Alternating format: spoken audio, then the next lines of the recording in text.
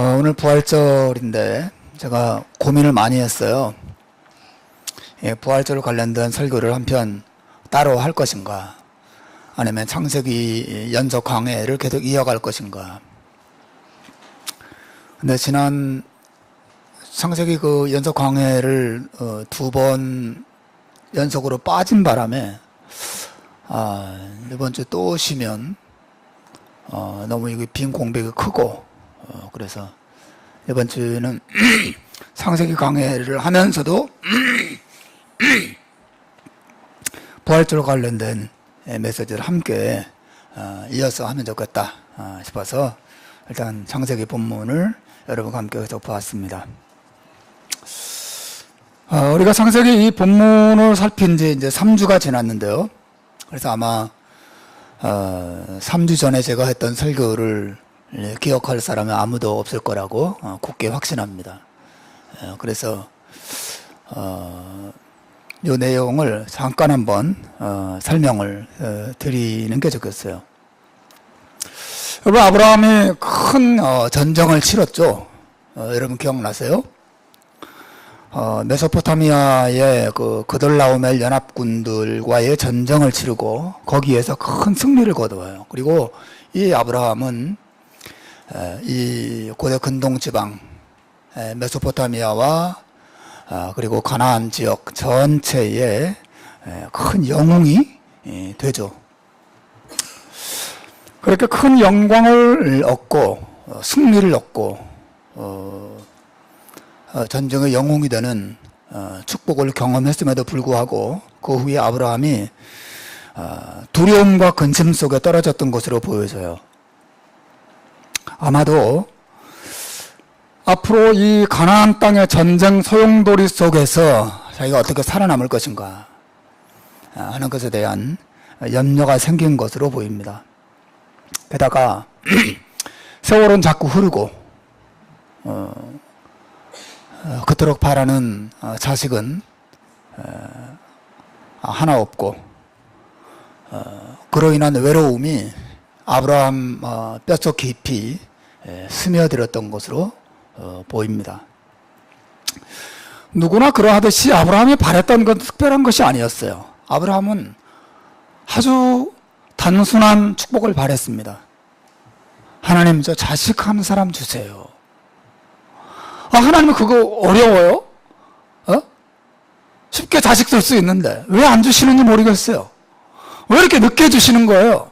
지금 빨리 힘 주시고, 나 외로워 죽겠고 힘들어 죽겠는데 자식 없어도 힘들어하는 내 아내 보는 것도 너무 괴로워요. 하나님, 자식 좀 주세요. 아이 가축들이 많고 돈이 많고 종이 많은 거 다 소용없어요. 하나님, 그거보다 자식 하나 있으면 좋겠습니다. 아브라함은 안정을 바랬어요. 아브라함이 그런 기본적이고 단순한 행복을 바라는 마음이 간절했지만 하나님께서 그것을 빨리빨리 그가 원하는 때에 주지 않으십니다. 아브라함은 그게 불만이었죠. 하나님 왜 이러실까? 왜 나를 이 가운데 버려두실까? 여러분 기억하실지 모르겠지만 제가 3주 전에 이 내용을 설교할 때 하나님께서 아브라함을 그와 같은 불안정한 상황 속에 두신 목적이 있다고 말씀드렸어요.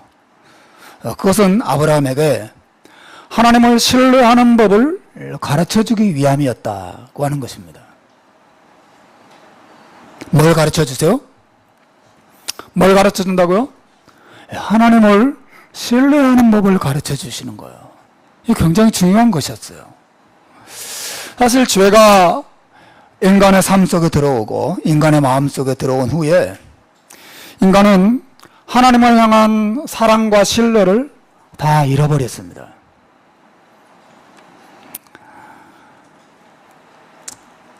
그래서 이 하나님을 향한 사랑과 신뢰를 잃어버린 결과 하나님과의 관계도 박살나고 말았죠. 여러분, 어떤 사람과 행복하고 평안한 관계는 사랑과 신뢰가 있을 때 세워지는 겁니다. 사랑하지만 신뢰하지 못한다거나, 신뢰는 하지만 사랑하지는 못한다거나, 그럴 때는 그 관계는 병들어 있는 것이죠. 문제가 있는 것입니다. 내가 남편을 너무너무 사랑해. 근데 밖에 나가서 무슨 짓을 할지 나는 잘 모르겠어. 이거 신뢰가 없는 거죠. 사랑하는 마음은 있지만 믿을 수가 없어, 이 사람을. 이 관계에 문제가 있는 거죠. 근데 이 사람은 신뢰해요. 이 사람은 말 그대로 하고 정직한 사람이야. 근데 내가 뜨겁게 사랑하지는 않아. 그럴 수 있잖아요. 그죠? 그럴 수 있습니다. 죄인들은 하나님을 향해서 이 두 가지가 다 없어요. 하나님을 사랑하지도 않고 하나님을 신뢰하지도 않습니다. 문제가 생긴 것이죠. 만일 우리가 하나님을 향한 사랑과 신뢰를 가지고 살아간다면 우리는 어떤 상황 속에서도 흔들리지 않고 행복하게 살아갈 수 있을 겁니다. 나 하나님을 사랑해. 그리고 난 하나님을 신뢰해! 라고 한다면 우리는 흔들림 없는 평안을 누릴 수 있죠. 하나님께서 우리 안에 이런 하나님을 향한 사랑과 신뢰를 회복시키고자 또 가르쳐 주시고자 하시는 것이죠. 근데 이 신뢰는, 특별히 신뢰라고 하는 것은 불안한 환경이라고 하는 학교에서만 배울 수 있는 과목이에요. 불안해야, 또 불안한 상황 속에 있어야 제대로 배웁니다. 통장에 돈이 가득하면 하나님을 신뢰하고 살기보다도 통장의 돈을 신뢰하면서 살기가 훨씬 더 쉽죠. 개인적인 능력이 특출해서 자기 능력으로 모든 것을 할 수 있는 그런 사람이라면 그 사람은 하나님을 신뢰하며 살기보다도 자기의 능력을 신뢰하며 살기가 훨씬 더 쉽습니다. 부자는 천국에 들어가기가 어렵다는 말씀이 사실은 그 내용하고 맞닿아 있는 것이죠. 우리는 무엇인 걸 많이 가지고 있고 안정적이고 풍요롭고 견고하고 모든 것이 안정된 환경 속에 들어가게 되면 그것을 바라보고 그것을 의지하고 그것을 신뢰하면서 사는 그런 아주 나쁜 버릇이 우리에게 있어요. 근데 힘들면 하나님 어떻게 하죠? 하나님 찾고 의지하고 하나님을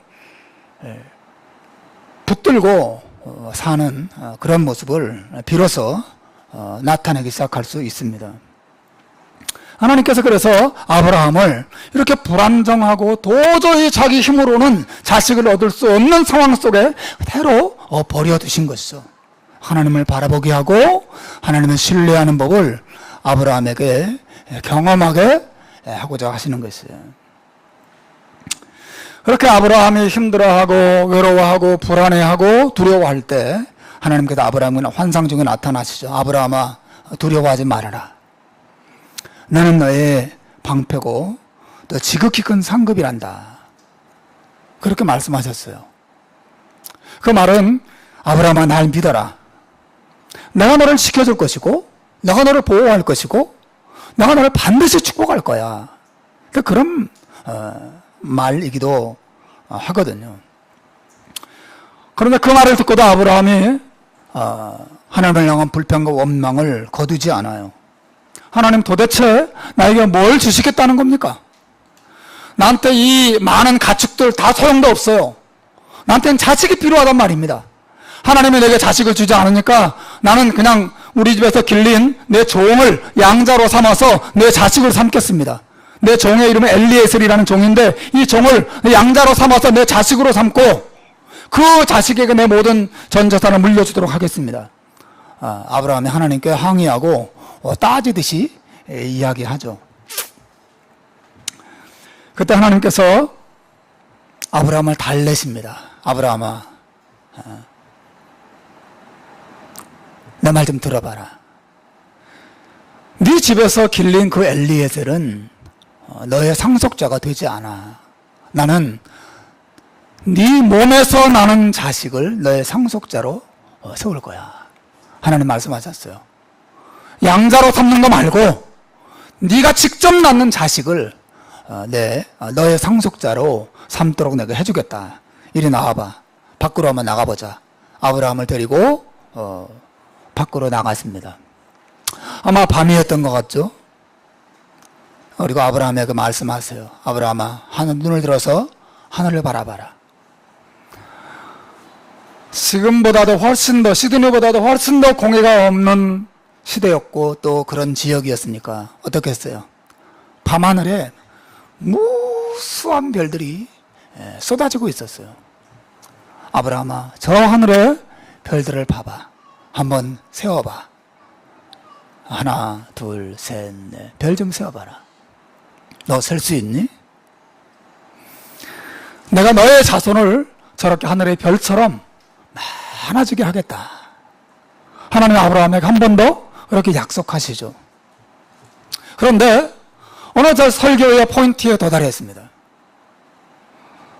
그때 갑자기 아브라함이 하나님을 향한 믿음과 신뢰를 드러내기 시작했다 그랬어요. 6절입니다.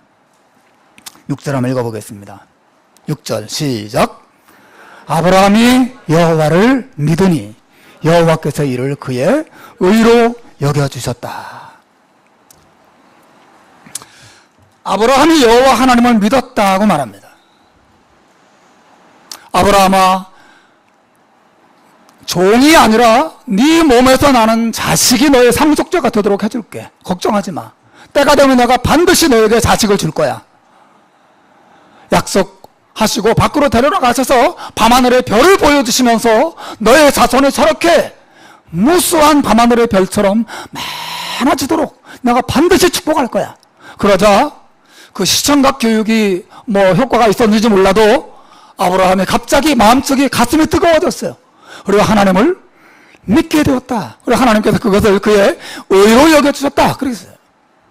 아브라함은 무엇을 믿은 것이죠? 1차적으로는 하나님의 약속을 믿은 것이죠. 약속의 내용. 내 자손이 내 몸에서 태어나고 내 몸에서 태어난 자손이 저렇게 번성하고 하나님의 축복을 받게 될 거야. 이것을 믿었겠죠. 더 나아가서 아브라함은 그 약속을 이루실, 더 정확히 말하면 하나님의 능력과 하나님의 신실하심도 함께 믿은 것이죠. 하나님을 믿었습니다. 뿐만 아니라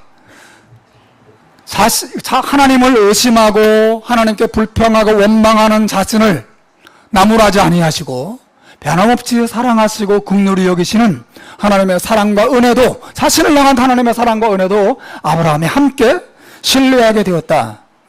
그리고 그 하나님을 믿는 순간 이전까지 그의 마음속에 자리 잡고 있었던 불안과 두려움과 낙심과 불평과 원망하는 마음이 다 사라지고 평안이 그의 마음에 밀려들었을 것입니다.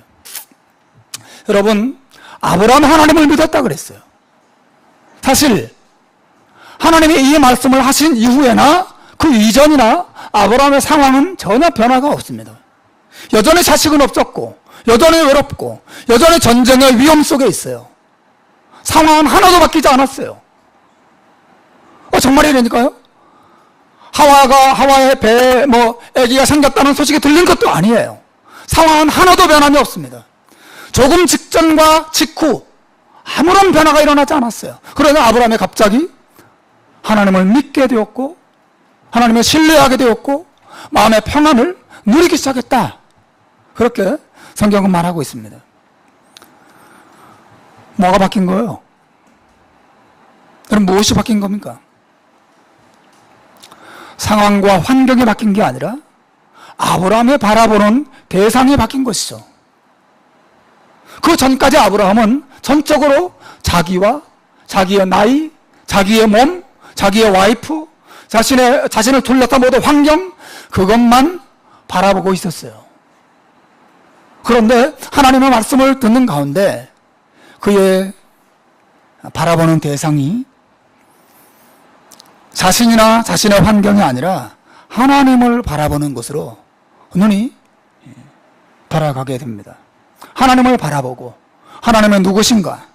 하나님은 어떤 분이신가? 하나님은 무엇을 약속하셨는가? 그 하나님의 위대함을 바라보면서 그 하나님을 향한 신뢰가 마음속에서 솟아나기 시작했던 것이죠. 아무런 변화가 없었어요. 여전히 그는 불안했고, 여전히 그는 두려움 상황 속에 있었고, 여전히 혼자 자식 없이 홀로 늙어가는 몸이었어요. 그런데 어떻게 이렇게 달라질 수 있을까요? 사랑하는 여러분, 믿음으로 산다고 하는 것은, 믿음으로 산다고 하는 것은 나 자신이나 나 자신의 상황을 바라보는 것이 아니라 오직 하나님 한 분만 바라보며 사는 것을 의미합니다. 무엇을 바라본다고요? 하나님 한 분만 바라보며 사는 것이 믿음으로 사는 것이에요. 환경도 바라보고 하나님도 바라보고 이게 아니라 하나님 한 분만 바라보고 하나님 한 분만 신뢰하고 하나님 한 분만 그분을 향하여 내 눈과 마음을 고정시키고 살아가는 것이 믿음으로 사는 것을 의미합니다. 그 하나님을 바라보지 않고 나 자신과 나의 환경과 나의 능력과 내 주변의 모든 것들을 바라보는 순간 우리는 곧 다시 불안과 두려움과 원망과 불평들이 또 밀려와요. 그때마다 우리는 고개를 들어서 하나님을 바라보는 그런 믿음의 자세를 가져야 합니다. 오늘 제가 설교하려고 하는 건 이것입니다. 도대체 어떻게 그렇게 갑자기 아브라함이 하나님을 신뢰하게 됐을까요? 예?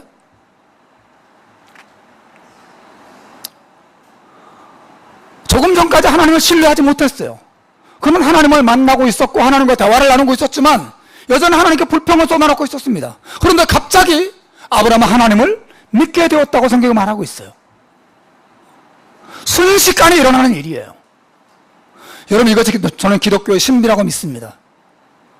조금 전까지 낙심을 가지고 두려움을 가지고 이곳에 왔어요. 걱정과 근심이 가득한 모습으로 왔단 말이죠. 상황은 하나도 변하지 않았어요. 그런데 예배를 드리는 가운데 순식간에 단번에 믿음의 사람으로, 단번에 평안을 누리는 사람으로 그 사람이 새롭게 될 수 있는 것이 기독교의 비밀이에요. 아브라함이 그런 사람이 되었어요. 여러분, 어떻게 그런 일이 갑자기 일어나게 됐죠? 그 비결이 어디 있습니까? 그 비결은 4절 맨 앞에 나와요. 한번 따라서 합시다. 여호와의 말씀이 그에게 임하여 이르시되. 여러분, 조금 전에는 환상 속에 나타나신 하나님을 아브라함이 만나요. 그런데 그 하나님을 만나는 가운데 하나님 나한테 뭘 주시겠습니까? 나는 한 자밖에 없습니다. 내 종을 내 상속대로 삼겠습니다. 계속 불평을 쏟다가 갑자기 이 4절에 와서 여호와의 말씀이 그에게 임했다고 막 기록하고 있어요. 여호와의 말씀이 그에게 임했다. 이것은 구약 성경에서 선지자들이 경험하는 특별한 경험을 의미해요. 여호와의 말씀이 아미떼의 아들 요나에게 임하니라. 하나님의 말씀이 선지자에게 임하는 것입니다. 여호와의 말씀이 이사야에게 임하여 이르시되, 여호와의 말씀이 예레미야에게 임하여 일러 가라사대. 뭐 이런 선지자에게 임하는 하나님의 말씀의 능력을 표현할 때 종종 여호와의 말씀이 임한다 표현을 씁니다. 사랑하는 여러분, 말씀이 임한다는 말이 무슨 말입니까? 이것은 그냥 귓가에 하나님의 말씀이 잘 들려졌다 그런 뜻이 아니에요. 그의 귀에 하나님의 말씀이 들려질 뿐 아니라 그 말씀의 내용과 함께 아브라함의 마음을 감동시키는 큰 은혜와 사랑도 그 말씀의 내용과 함께 임했다는 것을 의미하는 것입니다. 예를 들어 보겠습니다. 여러분, 태양빛으로 왜 전기를 만들 수 있죠? 태양열, 여러분 전기 장치 아시죠? 여러분, 태양열로 어떻게 전기를 만들어낼 수 있어요? 왜 어떻게 그게 가능합니까? 그 태양빛은 빛만 가지고 있는 게 아니라 무엇도 가지고 있어요? 열도 함께 가지고 있기 때문에 그렇죠. 그리고 태양빛이 비추면 환해지기만 하는 게 아니라 뜨거워지죠. 여러분, 빛과 열을 태양이 함께 가지고 있는 것처럼 하나님의 말씀이 임한다고 하는 것은 말씀의 내용만 들려졌다는 뜻이 아니라 그 말씀과 함께 사람의 마음을 뜨겁게 하고 감동시키는 하나님의 사랑과 은혜도 함께 임했다는 것을 의미하는 것이에요. 여러분, 제 말 이해하시겠습니까? 아브라함이 왜 갑자기 하나님을 신뢰하게 되었을까요? 하나님이 아브라함에게 내가 너에게 자식을 줄 거야, 내가 너를 도와줄 거야, 내가 너와 함께 할 거야, 이런 말들을 과거에도 수도 없이 들었단 말이죠. 과거에도 수없이 들었습니다. 그런데도 이 아브라함의 마음이 흔들리고 불안해하고 두려워했어요. 그런데 이날 좀 더 특별한 어떤 일이 아브라함에게 일어난 것이에요. 똑같은 말씀의 내용인데 놀랍게도 이 말씀의 능력과 은혜가, 말씀의 감동이, 말씀의 감화력이 아브라함에게 말씀의 내용과 함께 충만하게 임한 것이죠. 그때 이 아브라함은 그 말씀하시는 하나님의 말씀의 내용도 내용이지만 그 말씀을 하시는 하나님이 얼마나 위대하고 얼마나 능력 있고 얼마나 자기를 뜨겁게 사랑하는 분지에 대한 하나님 개인을 향한 신뢰가 마음속에서 솟아나기 시작했던 것이죠. 결국 사랑하는 여러분, 우리에게 있어서 우리가 끊임없이 삶 속에서 의심하고 두려워하고 낙심하고 힘들어하는 이유가 어디 있습니까? 이 말씀의 내용을 모르기 때문이 아니에요. 이 말씀을 하신 그 하나님이 얼마나 위대한 분인지, 얼마나 나를 뜨겁게 사랑하는 분인지에 대한 감동이 내게 다 사라졌기 때문에 그냥 말씀의 내용만 머리에 남아있고 이 말씀의 감화력은 더 이상 가슴속에 살아있지 않기 때문에 내가 하나님을 신뢰하지 못하고 끊임없이 두려워하고 흔들리고 좌절하고 불평하고 원망하는 것이에요. 여러분, 제 말 이해하시겠습니까? 하나님의 말씀이 임하는 것 얼마나 중요한지 몰라요. 평상시에는 하나님이 나를 사랑하신다, 하나님 나를 사랑하셔서 자기 아들을 주셨다, 말씀이 그 성경에 있는 거죠. 그런데 어느 날은 하나님께서 그 말씀과 함께 성령의 감화력으로 내게 임하셔서 내 마음을 그 사랑으로 사로잡습니다. 내가 너를 이렇게 사랑한다, 나를 신뢰하거라, 내가 하나님이야. 사랑하는 여러분, 아브라함에게 그 일이 일어난 것입니다.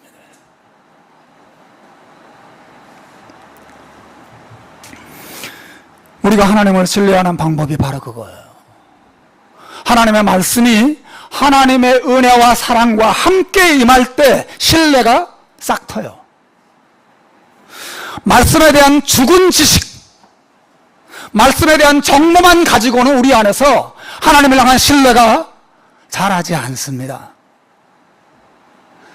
그래서 말씀을 많이 알아도 뭐합니까? 자기 생각대로 사는 거죠. 끊임없이 흔들리고 방황하며 사는 것이에요. 여러분, 하나님의 말씀과 하나님의 사랑의 감동을 함께 주실 수 있는 분이 바로 예수님이에요. 오늘 부활절입니다. 우리는 예수님의 십자가의 죽으심과 그분의 부활을 바라봐요. 예수님 자신이 바로 살아계신 말씀이시죠. 말씀이 사람이 되셨습니다. 아브라함에게는 말씀의 내용과 감화력이 함께 임했지만 그 말씀과 감화력을 함께 인격적으로 지니신 분이 누구예요? 예수님이란 말이죠. 여러분 제 말 이해하시겠습니까?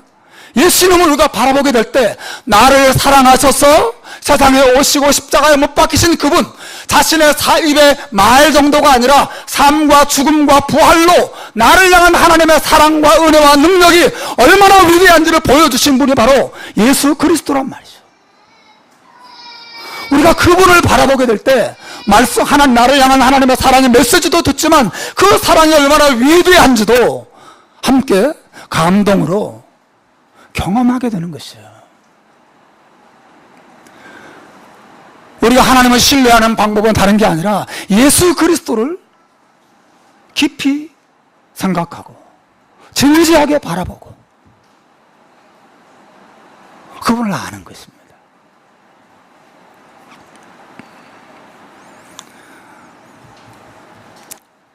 사도 바울 선생님이 자신의 믿음을 가리켜서 이렇게 말해요. 갈라디아서 2장 20절에 보면 자기의 믿음을 바울이 이렇게 말합니다. 나를 사랑하사 나를 위하여 자기 몸을 버리신 하나님의 아들을 믿는 믿음이라. 내가 그리스도와 함께 십자가에 못 박혔나니 그런즉 이제는 내가 사는 것이 아니요 오직 내 안에 그리스도께서 사신 것이라. 이제 내가 육체 가운데 사는 것은 나를 사랑하사 나를 위하여 자기 몸을 버리신 하나님의 아들을 믿는 믿음 안에서 사는 것이다. 사랑하는 여러분, 신자가 믿음으로 산다는 게 무엇입니까? 나와 나의 능력과 나의 환경을 더 이상 바라보지 않고 오직 하나님만 바라보는 것인데, 내가 바라봐야 할 하나님의 모습은 뭐예요? 어떤 거예요? 나를 사랑하사 나를 위하여 자기 몸을 내어주신 하나님의 아들을 바라보는 것입니다. 이게 바울의 믿음이었죠. 사도 바울의 믿음은 냉랭하고 싸늘하고 찬바람 부는 죽은 지식만 잔뜩 가지고 있는 그런 믿음이 아니었어요. 나를 사랑하셔서 오시고 나를 사랑하여 죽으시고 나를 사랑하셔서 부활하신 그분을 바라보는 믿음이었단 말이에요. 다시 말하면 언제나 사도 바울에게는 삶 속에서 예수 그리스도 안에 나타난 말씀과 말씀의 은혜가 항상 그에게 임했습니다. 이 말씀이 그의 막 가슴을 사로잡았어요. 그에게 힘이 됐습니다. 주 안에 사랑하는 여러분, 여러분의 믿음도 여기에 있습니까? 나를 사랑하사 나를 위하여 자기 몸을 십자가에 내어주신 하나님의 아들에게 여러분의 믿음이 있느냐 하는 것입니다. 저는 여러분에게 그냥 하나님의 살아계시다는 거, 그냥 막연히 하나님 나를 사랑한다는 거, 막연히 하나님이 나와 함께 한다는 거, 그걸 믿느냐고 물어보는 게 아니라 정말 하나님의 아들이 여러분을 사랑하셔서 세상에 오시고 자기 몸을 십자가에 여러분을 내어줬다는 사실을 믿느냐고 물어보는 것입니다. 이게 바울의 믿음이었단 말이죠. 바울의 믿음은 하나님의 살아계시다고 하는 정보만 믿는 믿음이 아니었어요. 그 하나님의 나를 사랑하셔서 자기 아들을 줬다는 사실을 믿었습니다. 이 사랑이 그의 마음에 날마다 감동을 줬어요. 이 하나님이라면 내가 어떻게 이분을 신뢰하지 않을 수 있으리? 하나님을 신뢰하며 살 수 있는 비결이 거기 있었습니다. 로마서 8장 32절에서는 사도 바울이 하나님을 가리켜서 이렇게 소개해요. 우리 읽어볼까요? 시작. 자기 아들을 아끼지 아니하시고 우리 모든 사람을 위하여 내어주신 분이라. 하나님을 소개했어요. 여러분, 제가 뭘 말하는지 이해하시겠죠? 사도 바울이 알았던 하나님은 객관적으로 그냥 천지만물을 창조하고 객관적으로 우주를 다스리고 객관적으로 악인들을 심판하고 객관적으로 뭘 하는 그런 분만, 그런 하나님으로서만 하나님을 안 게 아니었어요.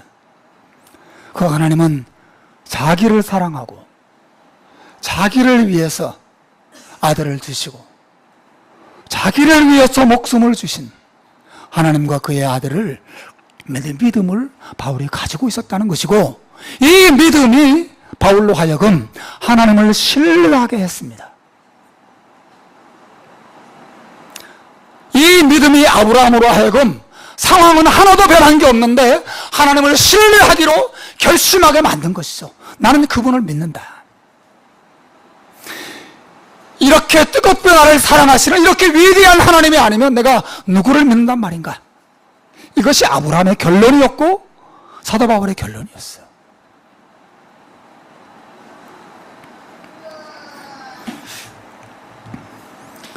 사랑하는 여러분, 놀랍게도 사도 바울 선생님은 실제로 아브라함이 오늘 본문에서 나타낸 그 믿음이 예수님을 믿는 우리의 믿음과 본질적으로 똑같은 것이라고 말했어요. 로마서 4장 23절, 24절 말씀입니다. 우리 한번 읽어볼까요? 스크린을 보고 소리내서 읽어봅시다. 시작.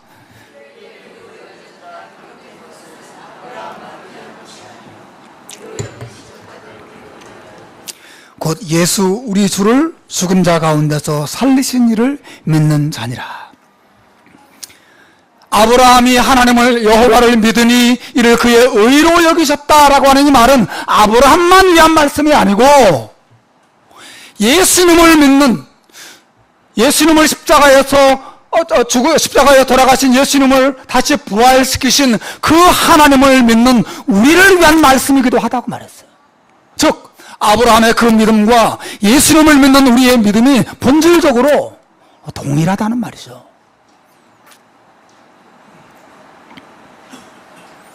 사랑하는 여러분, 우리는 아브라함처럼 우리의 환경 안에서가 아니라 십자가의 진리 안에서 하나님을 신뢰하는 법을 계속 배워야 합니다.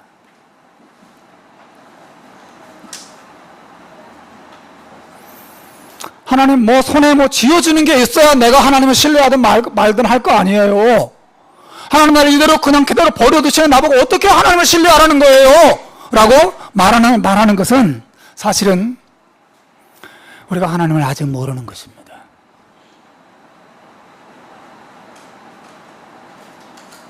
그러나 사실은 내가 하나님을 신뢰한다고 말하지만 내 환경을 의지하는 것에 지나지 않고 하나님 자신을 신뢰하는 것은 아닙니다.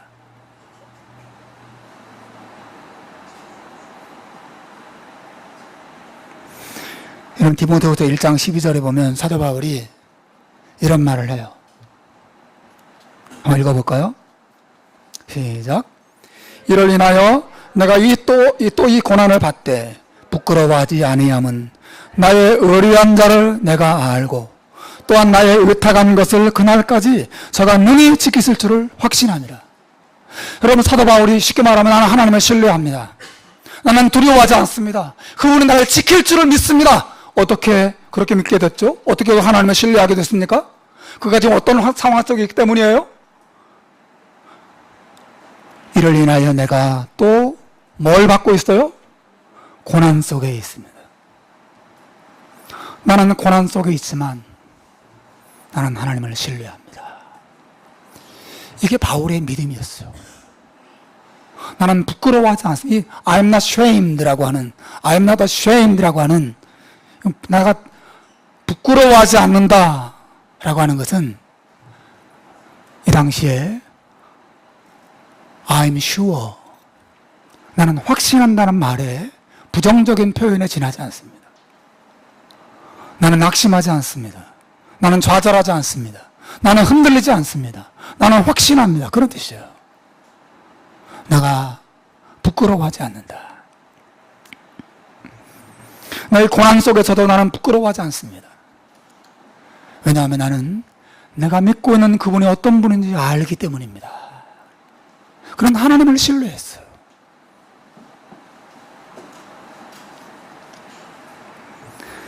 저 안에 사랑하는 여러분, 하나님께서 우리에게 성공을 주실 수 있어요.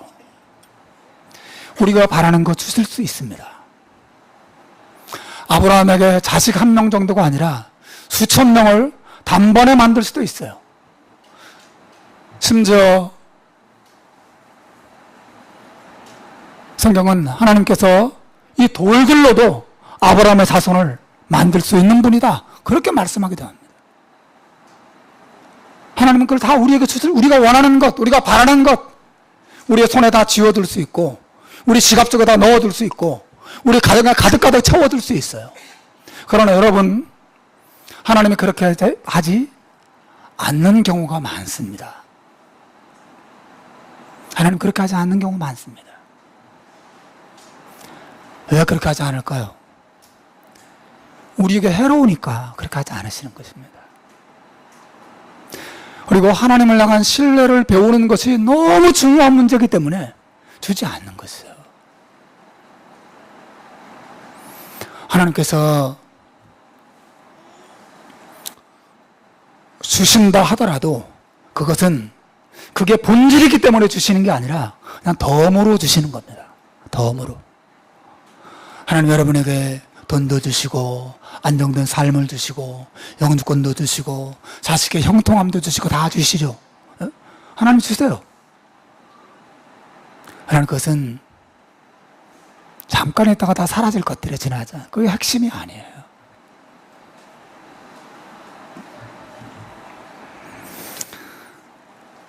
우리는 더 나은 환경이 올 것을 믿는 자가 아니라 십자가의 진리를 믿는 자예요. 십자가에 나타난 하나님의 은혜와 사랑을 믿고 신뢰하는 자가 신자이고, 덤으로 하나님이 그것을 주시면 너무 감사하지만 주지 않는다 하더라도 십자가의 진리에 나타난 그 은혜와 사랑을 붙잡고 하나님을 신뢰하며 앞으로 가는 자들이 바로 신자인 것이죠. 여러분, 이러한 믿음은 정말 놀라운 것인데요, 하나님의 축복을 불러봐요. 오늘 본문에 보니까 하나님께서 아브라함의 그 믿음을 보시고 그 믿음을 그의 의로 여기셨다, 그렇게 말했어요. 맨 앞에 오늘 본문으로 돌아가 봤어요. 6절에 말하고 있죠. 아브라함이 여호와를 믿으니 여호와께서 이를 그의 무엇으로 여겼어요? 의로 여기셨다 그랬어요. 이 말이 무슨 말입니까? 이 말은 아브라함의 믿음을 보시는 순간 하나님께서 아브라함이 죄가 하나도 없는 순결하고 아름다운 사람처럼 바라봐 주셨다, 그런 뜻이죠. 의로 여겨주셨다. 이 말이 무슨 말이냐면, 여러분, 아브라함은 원래는 어떤 사람이었어요? 절 좀 보세요. 원래 아브라함은 어떤 사람이었죠? 원래 아브라함은 의로운 사람이 아니었어요. 원래 아브라함은 더러운 죄인이었죠. 의심이 많고 두려워하고 불평하고 이기적이고 더러운 욕망들로 가득한 사람이 아브라함이었단 말이죠. 그래서 아브라함은 하나님과 어울리지 않는 사람이었어요. 너무 더러운 죄인이어서 하나님이 가까이 오게 할 수도 없고 하나님의 가까이 갈 수도 없는 그런 사람이 아브라함이었어요. 그런 사람이 저와 여러분이란 말이죠. 그런데 아브라함이 하나님을 믿는 순간 아브라함을 어떻게 보셨다는 거예요?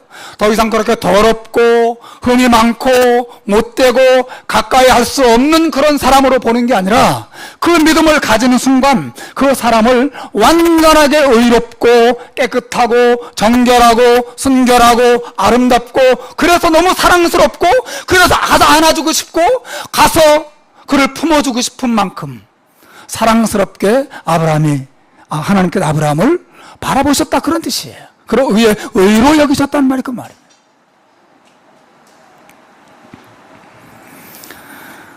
여러분, 사랑하는 여러분, 제가 설교하면서 강조하고 싶은 게 그거예요.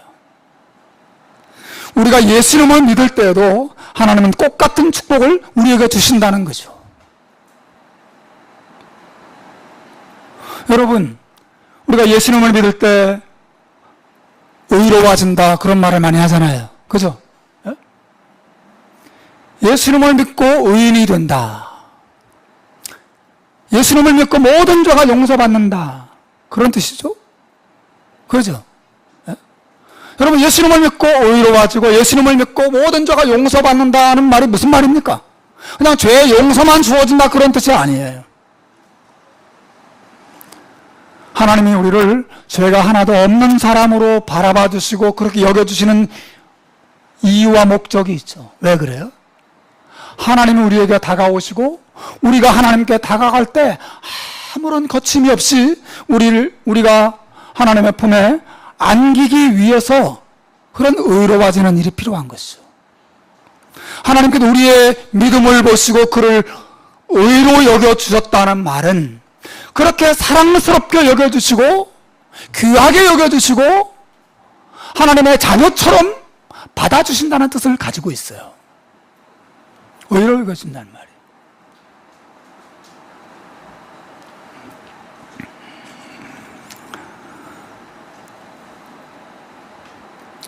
사랑하는 여러분, 우리가 예수님을 믿고 또 예수님 안에서 하나님을 신뢰하면서 하나님 나를 사랑하시고 나를 구원하시고 나와 함께 하시고 나를 향한 하나님의 그 아름답고 위대한 계획을 반드시 이룰 것이라는 사실을 예수님을 통해서 하나님을 믿고 신뢰해 드릴 때 하나님이 우리의 믿음을 보시면서 기뻐하시고 즐거워하시고 우리를 축복하시는 그런 놀라운 은혜를 베풀어 준다는 것입니다. 여러분, 저는 이 말씀을 정말 믿습니다. 내가 이 예수님 안에 나타난 하나님의 사랑과 하나님의 영원한 은혜를 믿을 때 하나님의 나를 기뻐해 주세요. 마치 아버지가 자식을 기뻐하듯이 하나님은 내 믿음을 보시고 그렇게 기뻐해 준다는 것입니다. 실제로 스바냐서 3장 17절에 하나님께서 자기를 믿고 의지하는 자들을 어떻게 기뻐하시는지에 대한 표현이 나오죠. 한번 읽어볼까요? 자, 한번 소리내서 읽어봅시다. 시작. 너의 하나님 여호와가 너의 가운데 계시니 그는 구원을 베푸실 전능자시라. 그가 너로 인하여 기쁨을 이기지 못하여 하시며 너를 잠잠히 사랑하시며 너로 인하여 즐거이 부르며 기뻐하실 것이다. 저는 옛날에 이 말이 과장법이라고 생각했어요. 정말 그렇게 생각했습니다. 그가 너로 인하여 기쁨을 이기지 못하신다. 기뻐하는 정도는 하시겠지만 기쁨을 이기지 못해서 막 어쩔 줄 모르고 막 꽁충꽁충 뛰시는 하나님이 정말 그럴까? 그 점잖으신 분이 그럴까? 저는 그런 생각을 한 적이 있어요. 너 때문에 즐겁게 노래하고 기뻐할 것이다. 이게 과장법이라고 생각이 됐어요. 그런데 여러분, 세월이 지나고 제가 장가를 가고 자식 셋을 낳고 자식들을 향한 내 마음의 애틋함이, 그 사랑이 얼마나 큰 것인지를 내가 조금씩 경험하게 될 때 나같이 사랑 없는 놈도 자식을 이렇게 귀하게 여기고 사랑하고 정말 말 그대로 눈에 넣어도 아프지 않을 것처럼 그렇게 사랑스럽게 느껴진다면 사랑 자체이신 하나님이 자기의 자녀들을 어떻게 사랑하실까? 저는 정말 그런 믿음을 가지게 됐어요. 저희 사실 이 말씀을 믿게 됐습니다. 그리고 그 이후부터 요한복음 1장 12절에 나오는 영접하는 자, 곧 그 이름을 믿는 자들에게는 하나님의 자녀가 되는 권세를 줬다는 말씀도 있는 그대로 제가 이해하게 됐습니다. 그냥 하나님의 자녀가 되는 어떤 무슨 타이틀만 줬다 그런 말이 아니라 하나님이 그렇게 나를 자기 자식처럼 사랑해 주시고 기뻐해 주시고 귀히 여겨 주시고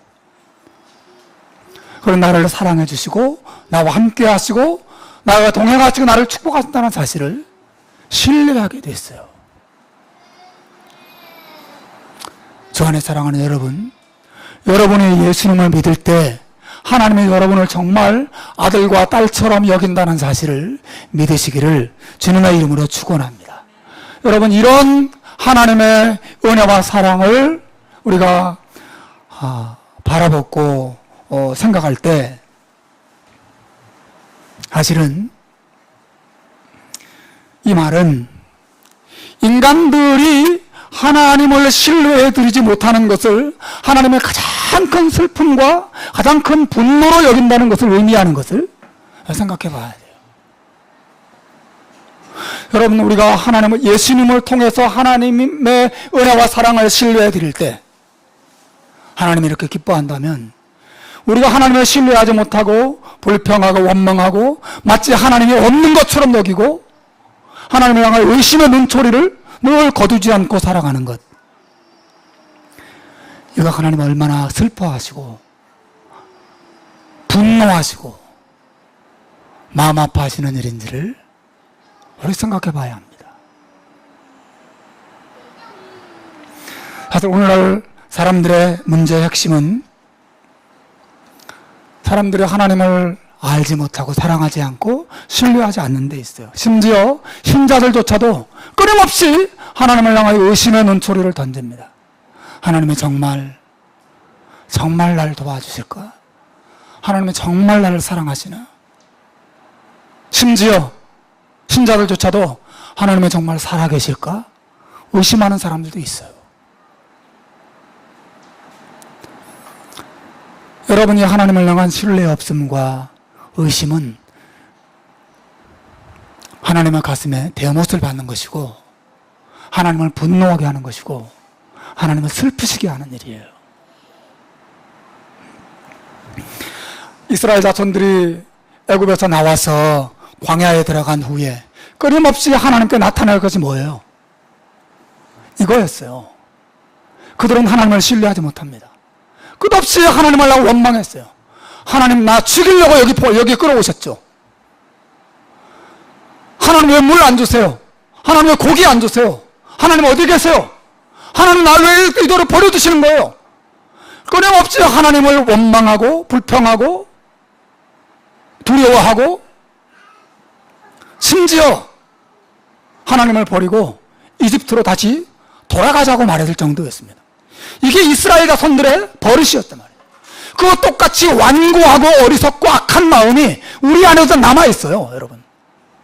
저는 여러분이라고 말하지 않고 저를 포함하고 저와 여러분 안에 하나님을 신뢰해드리지 못하고 끊임없이 의심하고 두려워하고 낙심하고 불평하고 원망하는 약한 마음이 우리 안에 자리 잡고 있다고 말이죠. 이스라엘 자손이 그랬어요. 사실은 아담과 하와가 선악과를 따먹은 이유가 뭐예요? 하나님을 신뢰하지 않았기 때문이죠. 하나님의 선하심을 신뢰하지 않았던 것입니다. 하나님은 정말 나를 사랑하셔서 나를 축복하려고 이거 먹지 못하게 하신 거야? 나는 하나님을 신뢰할 수 없어. 이것이 아담과 하와의 결론이었거든요. 죄는 하나님을 향한 신뢰가 없음을 의미하는 거예요. 이게 불순종을 가져왔고 원망을 가져왔어요.